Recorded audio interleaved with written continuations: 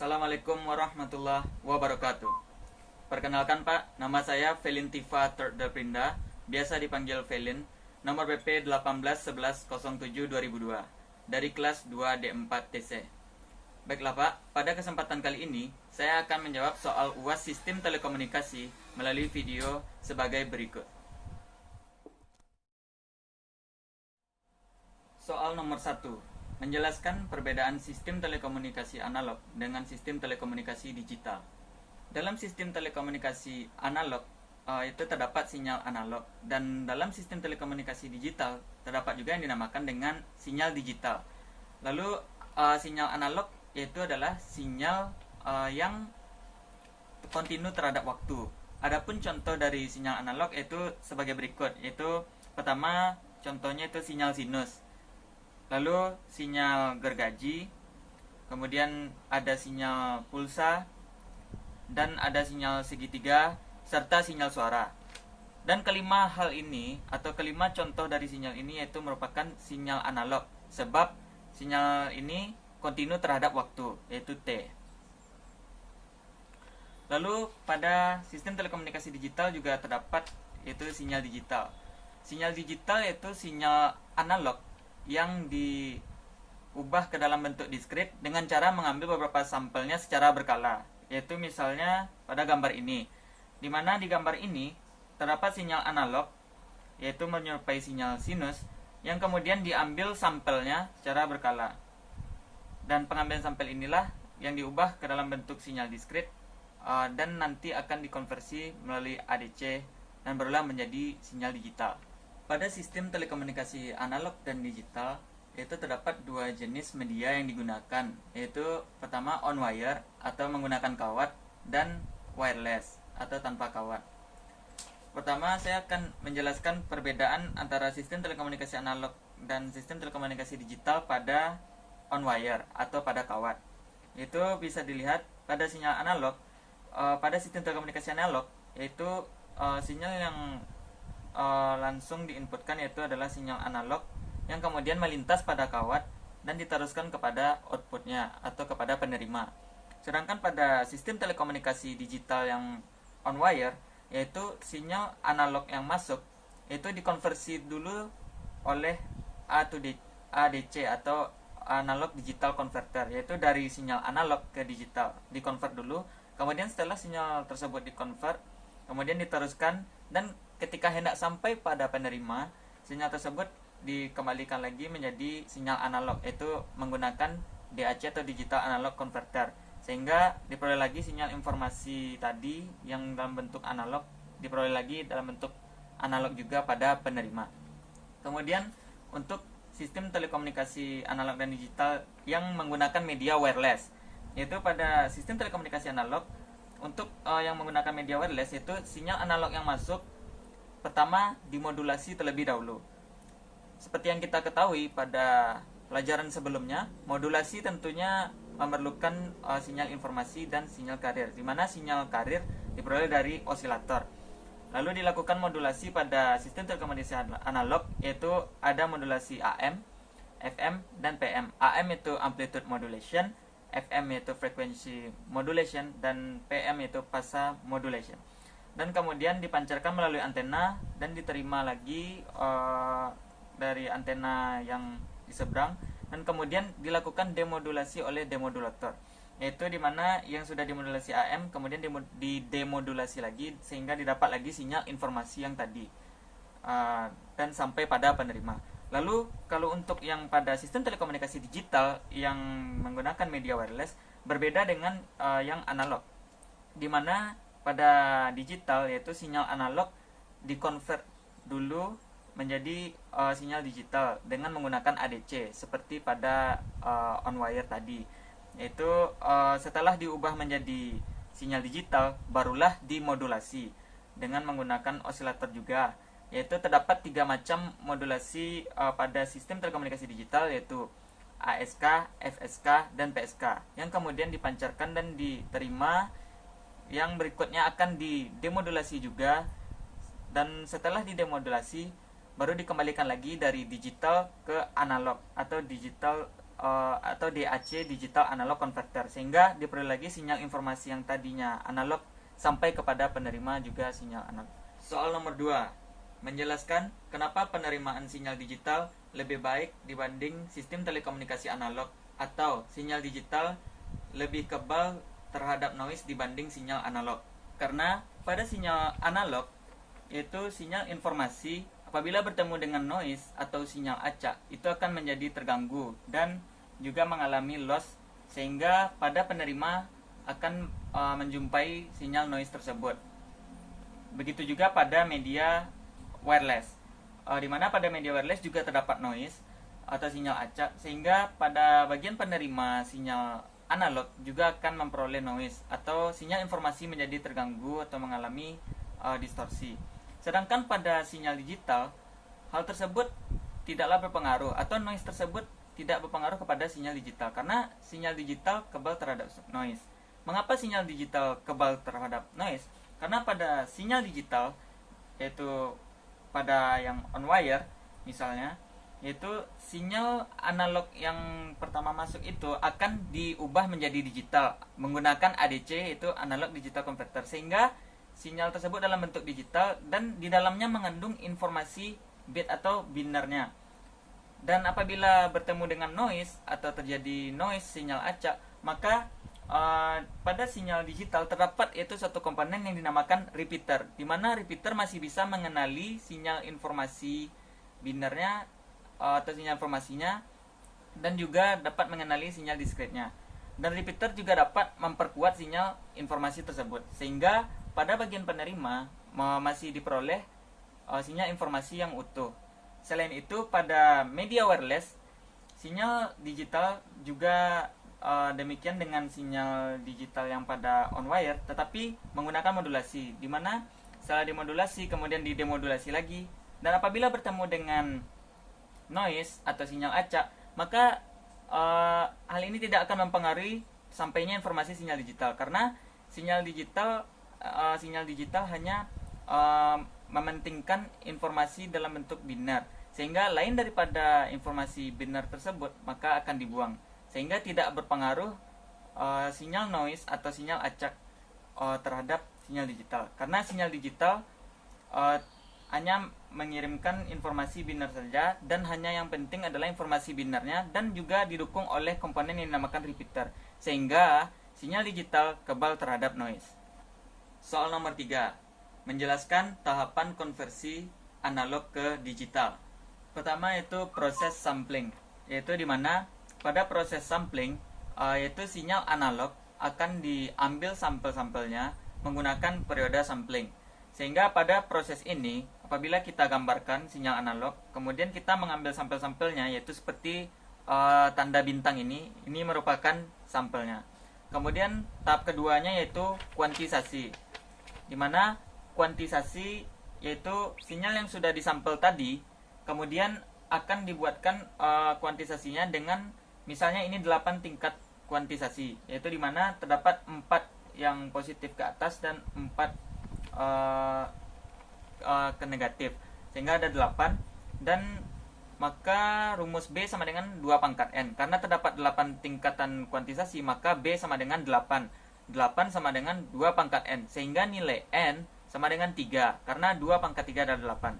Karena nilai N sama dengan 3, maka artinya terdapat 3 macam atau terdapat 3 kode di dalam tiap-tiap bitnya ini, sehingga terdapat 3 kode bit, yaitu 111, 110, 101, 100, 000, 001, 010, 011. Dan ini nilainya. Dan kemudian prosesnya yaitu hasil sampling tadi didekatkan kepada garis kuantisasi, di mana garis kuantisasi seperti 3,5, 2,5 seperti hal ini, yaitu di mana sebenarnya terdapat sampelnya di sini, yaitu di titik 0,0, karena adanya kuantisasi maka ditarik ke atas yaitu pada 0,5. Begitu juga pada TS1, yaitu ditarik pada 101 atau 1,5, dan begitu seterusnya. Jadi nilai-nilai dari sampel tersebut ditarik mendekati garis kuantisasi. Lalu setelah ditarik, maka pada titik atau garis kuantisasi tersebut, maka dapat dituliskan kodenya yaitu 100, begitu juga seterusnya. Lalu untuk yang berada pada sumbu atas atau positif, maka diawali dengan angka 1. Sedangkan pada yang sumbu negatif atau bawah dari 0, yaitu diawali dengan angka 0. Begitulah pengkodean bitnya. Kemudian setelah dituliskan, barulah masuk kepada tahap pengkodean. Pada tahap pengkodean, kode-kode yang kuantisasi tadi akan dituliskan kembali, dan kemudian bisa kita gambarkan menjadi seperti ini. Apabila dia bernilai 1, maka sinyal digitalnya akan naik, dan apabila bernilai 0, dia akan turun, dan ketika bernilai 1 lagi, dia akan naik, begitu seterusnya, sehingga membentuk pola seperti ini. Dan hal ini bergantung kepada pengkodean yang diperoleh dari kuantisasi tadi. 4. Menjelaskan pengertian sampling, syarat frekuensi sampling, dan apa itu aliasing. Pertama yaitu saya akan menjelaskan pengertian sampling. Sampling yaitu proses pencuplikan sinyal analog menjadi beberapa sampel yang kemudian diubah menjadi sinyal diskrit dengan menggunakan bantuan periode sampling atau TS.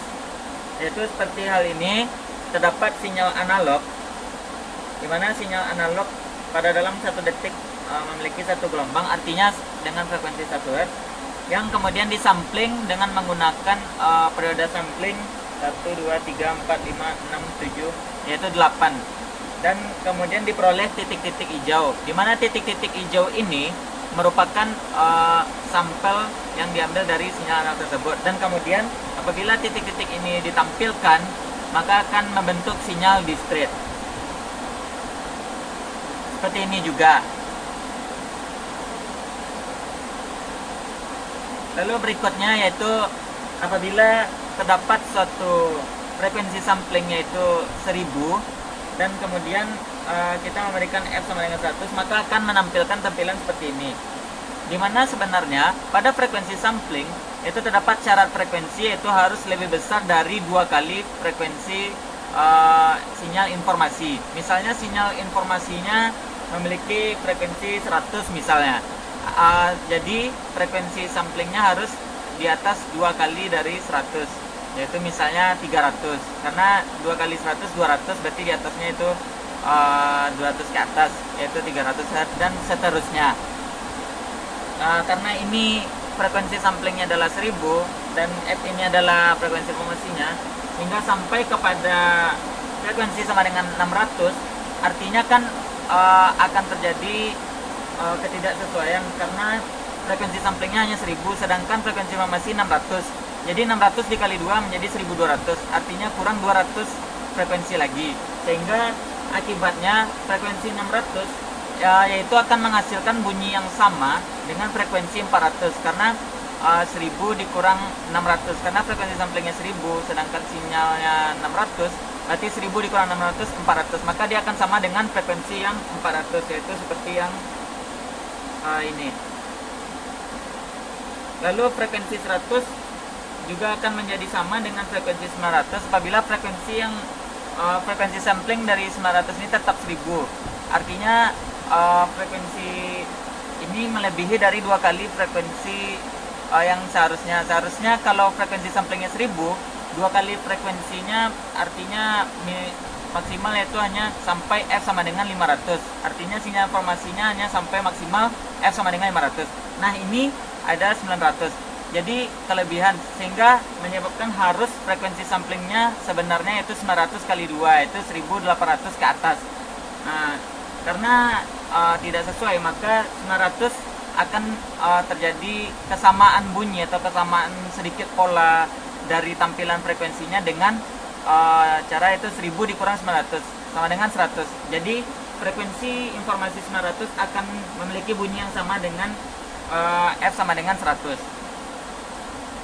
Lalu kaitan dari frekuensi ini berpengaruh dengan yang dinamakan dengan aliasing.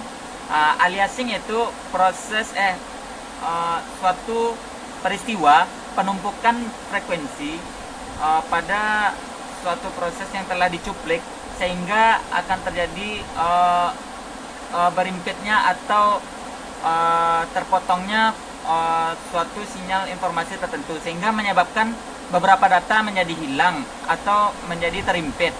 Nah, aliasing terjadi apabila frekuensi sampling tidak lebih besar dari 2 kali frekuensi informasi.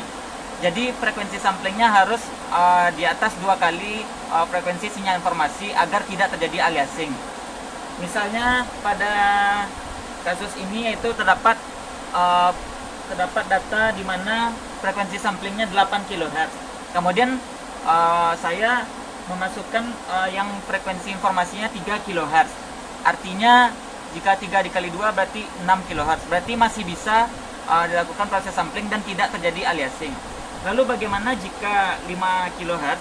5 kHz dikali 2 berarti 1000. Sedangkan frekuensi sampling hanya 8000. Artinya frekuensi samplingnya kurang. Nah, hal inilah yang menyebabkan terjadinya aliasing. Sehingga frekuensi 5 kHz frekuensi 5 kHz bila dikurangkan antara frekuensi sampling dengan 5 kHz, maka 8000 dikurang 5000 menjadi 3000 kHz. Artinya 5 kHz adalah aliasing dari 3 kHz. Sehingga antara 3 kHz dan 5 kHz akan mempunyai bentuk pola yang sama.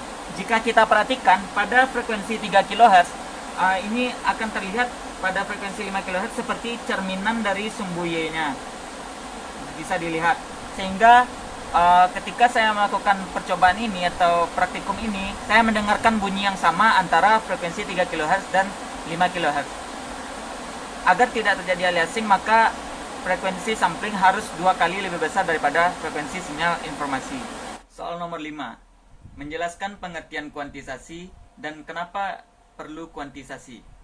Kuantisasi, yaitu kuantisasi adalah suatu pemrosesan atau suatu pemetaan satu set besar nilai input ke suatu set yang lebih kecil, atau bisa juga disebut dengan pembulatan atau pendekatan nilai suatu input ke nilai-nilai tertentu yang sesuai dengan nilai kuantisasi. Sehingga kuantisasi akan mendekatkan atau melakukan pembulatan dan pemotongan terhadap suatu nilai input agar nilai input lebih mudah dioperasikan atau disampling.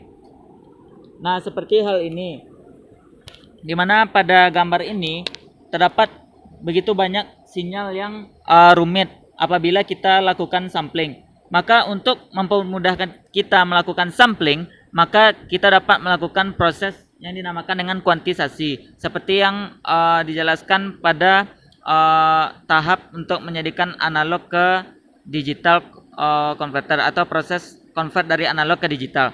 Nah, pada kasus ini sinyal yang demikian rumit dapat disampling dengan proses kuantisasi, sehingga akan menghasilkan sinyal seperti ini. Maka kenapa perlu dilakukan kuantisasi? Karena kuantisasi mempermudah kita dalam menentukan sampling sinyal yang rumit. Soal nomor 6. Menjelaskan pengertian compending dan kenapa perlu compending. Pengertian compending. Compending merupakan proses compressing dan expanding, di mana compended system yaitu sinyal atau amplitudo yang lebih tinggi dibandingkan dengan amplitudo sinyal input analog. Ini sinyal input analog, yaitu amplitudo yang lebih tinggi daripada sinyal input analog akan dikompres. Yang dimaksud dengan dikompres yaitu akan dibuat atau dikuatkan amplitudonya menjadi sedikit lebih tinggi dibandingkan dengan amplitudo sinyal yang lemah tadi pada transmisi. Kemudian akan dilakukan expanded atau pengembalian ke bentuk asli, di mana telah dilakukan yaitu penguatan pada amplitudo yang lebih besar sedikit lebih kuat dibandingkan dengan amplitudo yang lemah. Dengan kata lain atau istilah lain, hal ini atau istilah compending bisa disebut dengan menambah dynamic range dari suatu sinyal.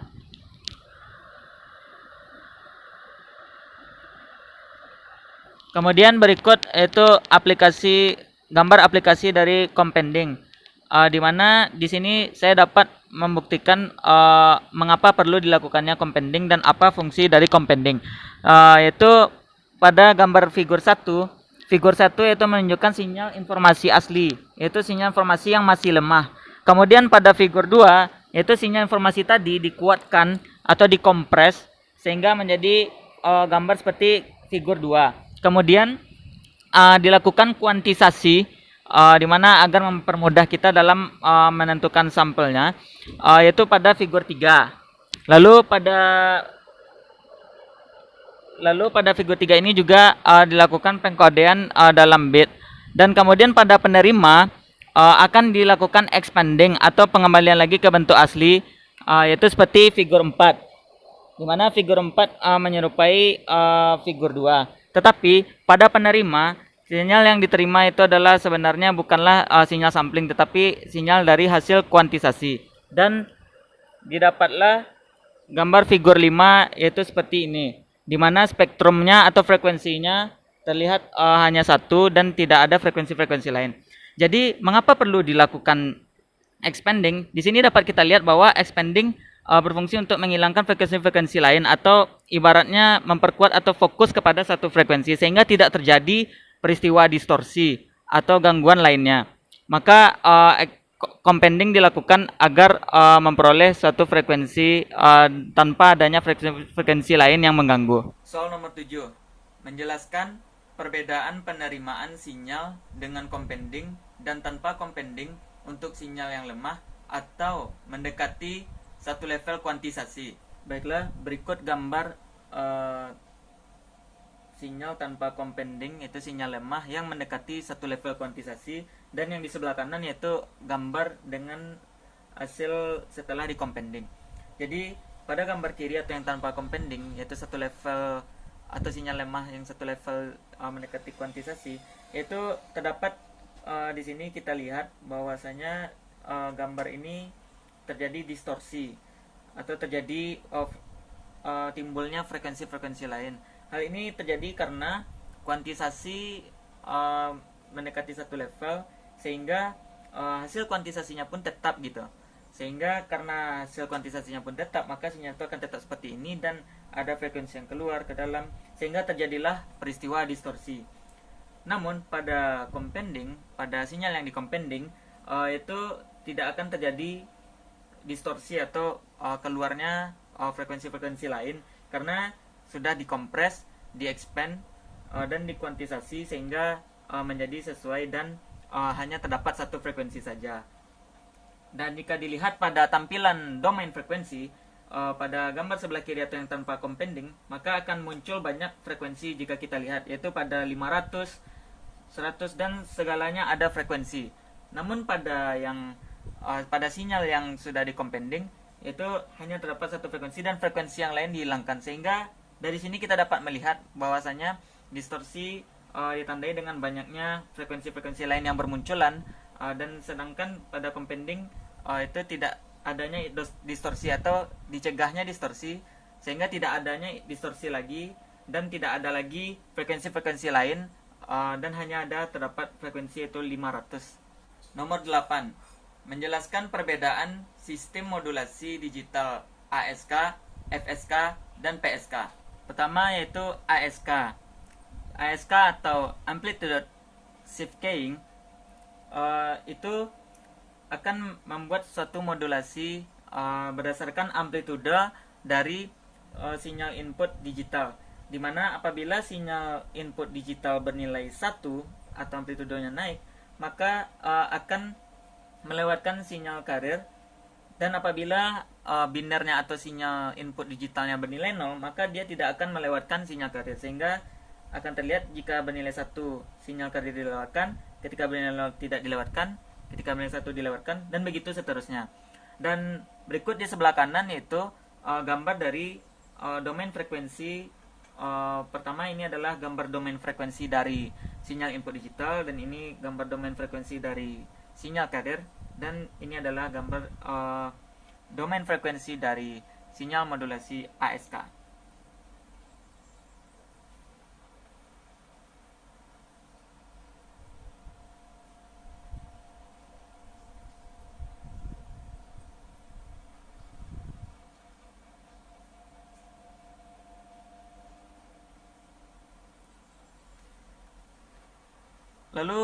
Berbeda dengan FSK. FSK atau frequency shift keying, yaitu dimana proses modulasi ini terjadi apabila sinyal input digital apabila bernilai 1 dan 0, antara nilai 1 dan 0 tersebut dibedakan berdasarkan frekuensi yang berbeda. Sehingga jika kita lihat bahwa ketika bitnya bernilai 1 pada sinyal input digital, maka sinyal carrier akan dilewatkan dengan frekuensi yang amat rapat atau yang lebih besar. Lalu ketika bernilai 0, maka frekuensi akan menjadi renggang atau akan menjadi diperkecil. Begitu seterusnya. Jadi ketika bernilai 1 frekuensi dirapatkan, dan ketika bernilai 0 bitnya, maka frekuensi akan direnggangkan. Sehingga FSK memiliki ciri khas, yaitu terjadinya beda rapat renggang frekuensinya pada sinyal modulasinya. Dan berikut adalah gambar domain frekuensinya, dan dapat kita lihat pada domain frekuensi untuk sinyal modulasi FSK sangat banyak garis-garis domain frekuensi yang berdiri di sini. Berikutnya, dan ini adalah gambar perbesaran dari domain frekuensi FSK tadi. Nah, lalu berikutnya PSK atau Phase Shift Keying, yaitu tentang fasa, di mana sinyal input digital akan diatur akan sebagai pengatur lewatnya sinyal carrier dengan menggunakan fasanya. Maksudnya yaitu ketika sinyal input digital bernilai 1, maka sinyal carrier akan dilewatkan sesuai dengan fasanya. Tetapi jika sinyal input digital bernilai 0, maka pada saat bernilai 0 ini, maka sinyal carrier yang dilewatkan yaitu dengan pergeseran fasa 180 derajat dari sinyal carrier tadi. Sehingga apabila dia sinyal sinus dan dibalikkan menjadi 180 derajat ketika bernilai 0, maka akan membentuk seperti ini. Yang aturannya dari atas ke bawah, maka akan jadi bawah ke atas sesuai dengan pergeseran fasa, yaitu 180 derajat. Begitu seterusnya. Jadi ketika bernilai 1 melewatkan sinyal frekuensi carrier dengan fasa segitu, dan apabila ketika sinyal input digital bernilai 0, maka akan melewatkan sinyal carrier dengan fasa sejauh pergeseran fasa sejauh 180 derajat. Maka terbentuklah gambar seperti ini. Dan di sebelah kanan adalah gambar dari domain frekuensi ketiga-tiganya. Dan ini merupakan gambar domain frekuensi dari PSK, dan perbesarannya itu sebagai berikut. Dan dapat terlihat ini seperti suatu redaman yang mana dari tinggi dan perlahan turun. Jadi perbedaan antara ASK, FSK dan PSK yaitu terletak pada sistem modulasinya, dimana kalau pada ASK sistem modulasi itu berdasarkan apabila nilai bitnya 1, maka dia akan melewatkan amplitudo si sinyal carrier, sedangkan ketika bit sinyal input digitalnya 0, maka tidak akan melewatkan. Kalau FSK, ketika sinyal input digitalnya bernilai 1, maka dia akan melewatkan dengan frekuensi tertentu, atau misalnya pada kasus ini itu rapat. Dan apabila sinyal input digitalnya bitnya bernilai 0, maka akan membedakan frekuensinya atau merenggangkannya. Dan pada PSK itu terdapat juga perbedaan dengan ASK dan FSK, di mana ketika nilai sinyal input digitalnya atau bitnya bernilai 1, maka dia akan melewatkan sinyal carrier dengan fasa tersebut, dengan fasa tetap. Dan apabila sinyal input digitalnya bernilai 0, maka dia akan melewatkan sinyal carrier tetapi dengan fasa pergeseran fasa 180 derajat. Soal nomor 9. Menjelaskan perbedaan modulasi BPSK dengan QPSK dan apa pengaruhnya terhadap kecepatan transfer data. Modulasi BPSK. BPSK atau Binary Phase Shift Keying, di mana pada BPSK itu sinyal carrier yang dilewatkan berdasarkan dengan sinyal input digitalnya. Jadi ia akan memodulasi dan akan melewatkan sinyal carrier apabila pada kondisi sinyal input digital tertentu. Misalnya ketika sinyal input digital bernilai 1, maka ia akan melewatkan sinyal sinus dari carrier. Dan apabila bernilai 0 sinyal input digitalnya, maka ia akan melewatkan sinyal sinus carrier tetapi bergeser sejauh 180 derajat atau min sin. Dan dapat dilihat ini adalah sin, dan ketika 0 min sin, ketika 1 sin, ketika 0 min sin, dan begitu seterusnya. Dan sebelah kanan ini merupakan gambar domain frekuensinya, dan diperoleh domain frekuensi dari modulasi BPSK yaitu sebagai berikut, di mana terlihat domain frekuensinya pertamanya tinggi dan kemudian perlahan turun, dan tiba-tiba turun drastis di frekuensi kisaran ini seperti redaman. Lalu berikutnya yaitu modulasi QPSK. QPSK atau Quarter Phase Shift Keying. Itu dimana pada QPSK terdapat BPSK out, juga terdapat proses modulator kanal I, juga ada modulator kanal Q, dan juga ada hasil domain frekuensi dari QPSK tersebut. Dimana pada QPSK apabila bit inputnya bernilai 1, maka pada BPSK out akan melewatkan sinyal COS, dan ketika bernilai 0 akan melewatkan sinyal min sin. Dan ini berbeda dengan BPSK. Kalau BPSK langsung menyambungkan, tetapi pada QPSK terlebih dahulu dipotong tiap-tiap bitnya dan kemudian baru digabungkan lagi, sehingga membentuk bentuk bagian yang unik, yaitu seperti perpotongan dan kemudian dihubungkan lagi, potong, dihubungkan lagi, dan begitu seterusnya. Berbeda dengan modulator kanal I-nya.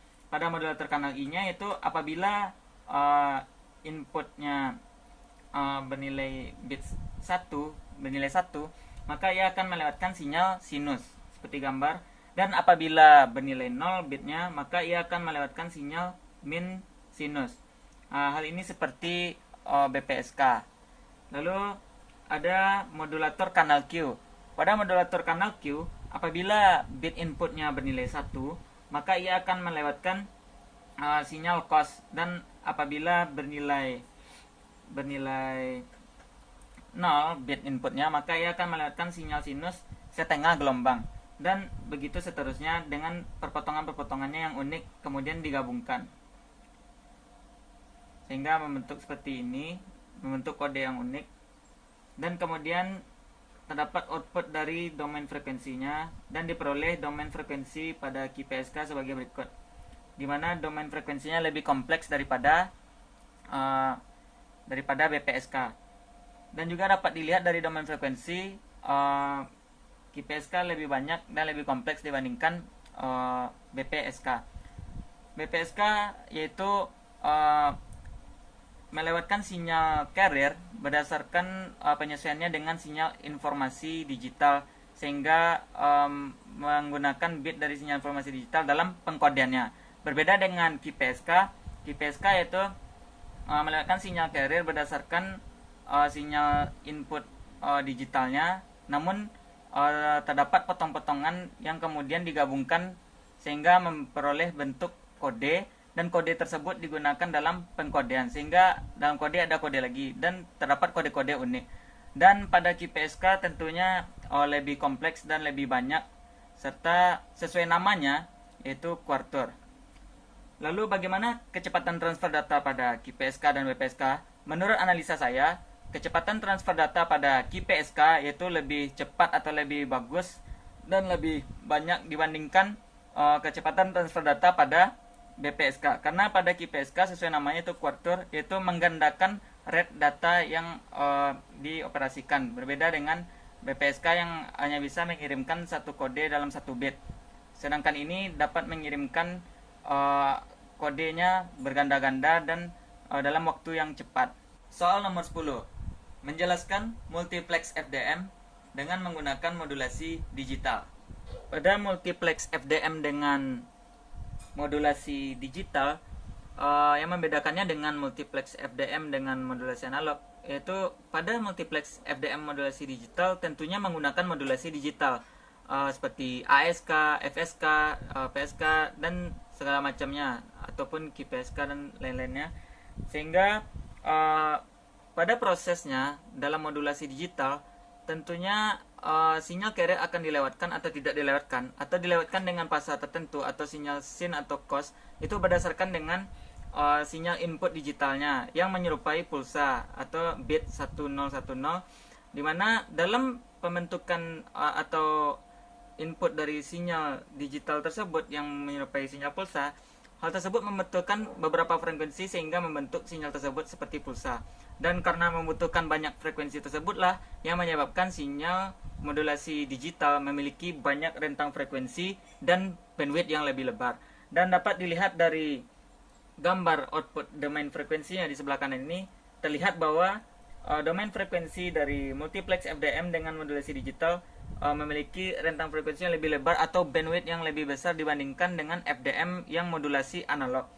Dan di sini sesuai dengan konsep FDM, yaitu menyusunnya menjadi frekuensi-frekuensi tertentu agar tidak terjadi tabrakan dan berurut. Dan dapat dilihat seperti gambar, dan ini diurutkan dan kemudian membentuk gambar seperti yang paling bawah ini. Dan kemudian tidak terjadi tabrakan, sehingga inilah yang dikatakan dengan FDM dengan modulasi digital. Baiklah Pak, sekian video UAS sistem telekomunikasi saya. Terima kasih atas perhatiannya Bapak, dan terima kasih juga atas ilmu yang telah Bapak berikan. Wabillahi taufiq wa hidayah. Wassalamualaikum warahmatullahi wabarakatuh.